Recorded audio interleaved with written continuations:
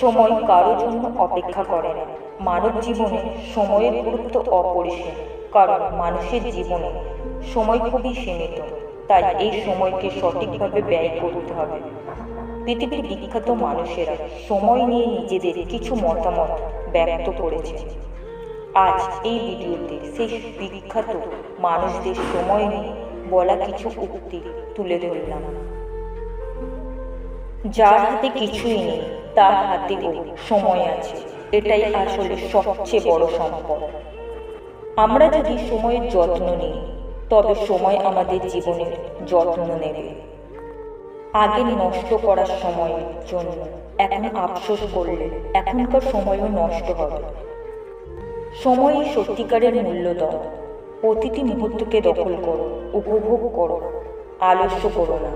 যে কাজ আজ করতে পারো তা কালকের জন্য ফেলে রেখো না। তুমি যা কিছু খরচ করো, সময়ই তার মধ্যে সবচেয়ে দামি। যারা সময়কে ঠিকমতো ব্যবহার করতে পারে না, তারাই আসলে সময় নিয়ে অভিযোগ করে।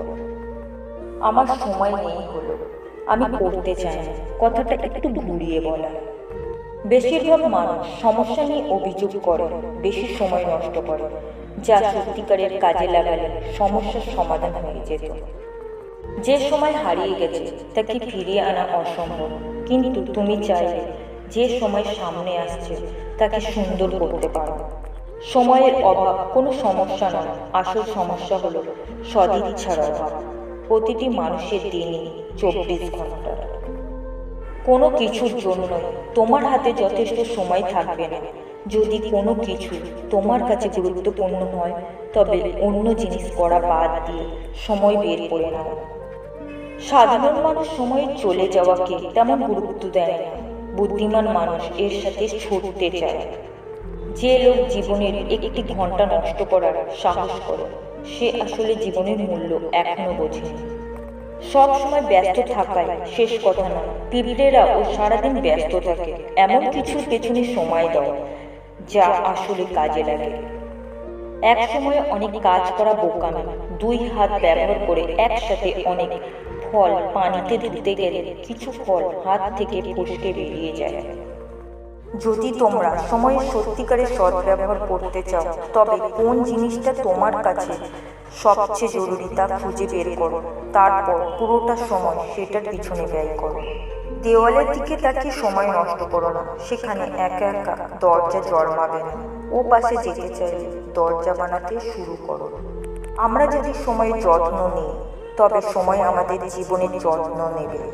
এটা খুবই অদ্ভুত যে বছরগুলো আমাদের ধৈর্য শেখায়। আমাদের জন্য সময় যত কম হবে, অপেক্ষার ক্ষমতা ততটাই বেশি হবে। সময়ের প্রতি মূল্য জানো। ছিনতাই হওয়া, দখল হওয়া প্রতিটি মুহূর্ত উপভোগ করুন। কোনো অলসতা নেই, কোনো বিলম্ব নেই। আপনি আজ যা করতে পারেন তা আগামীকাল পর্যন্ত কখনো রাখবেন না। সময় আমাদের মধ্যে সবকিছুই বদলে দেয়, কেবল অল্প কিছু বাদে, যেগুলো সর্বদা পরিবর্তনে সবাই অবাক হয়ে যায়। ক্যালেন্ডার দেখে ধোঁকা খেও না। সে দিনগুলোকে তুমি কাজে লাগাও যেগুলো শুধু হিসাবে পড়ে। কেউ পুরো 1 বছরে, মাত্র 1 সপ্তাহে পুরো 1 বছরের সমমূল্যের কাজ করে। আপনি যত ব্যস্ত থাকুন না কেন, আপনাকে অবশ্যই অন্য কাউকে গুরুত্বপূর্ণ ভাবার যথেষ্ট সময় নিতে হবে। কঠিন সময় কখনো স্থায়ী হয় না, কিন্তু কঠিন মানুষই তা করে। কিছু করার জন্য যে সময় লাগবে তাকে ভয় করে সেটি করার পথে বাধা হয়ে দাঁড়াতে দেবেন না। সময় যেভাবেই হোক কেটে যাবে। আমরা সেই উত্তম সময়টিকে ভালোভাবে ব্যবহার করার জন্য রেখে দিতে পারি। সময় একদিকে এগিয়ে চলে আর স্মৃতি অন্যদিকে চলে। কাজ অনেক কঠিন, চিত্ত বিনোদন প্রচুর, আর সময় খুব কম। সময় আপনার জীবনের একটি মুদ্রা।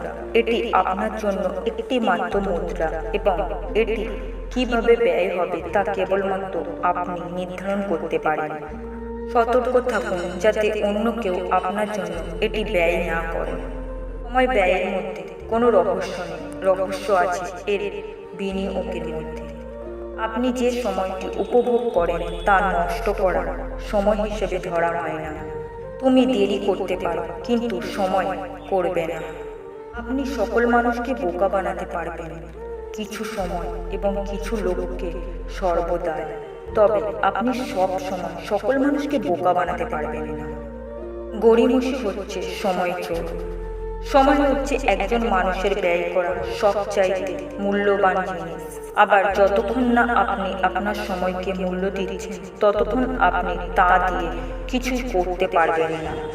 যদি তুমি না লিখো যখন তোমার এর জন্য সময় নেই, তুমি লিখবে না যখন তোমার এটার জন্য সময় থাকবে। কিছুর মধ্যে সময় হলো সবচেয়ে জ্ঞানের উপদেষ্টা। পৃথিবীর সবচেয়ে শক্তিশালী যোদ্ধা হলো ধৈর্য এবং সময়।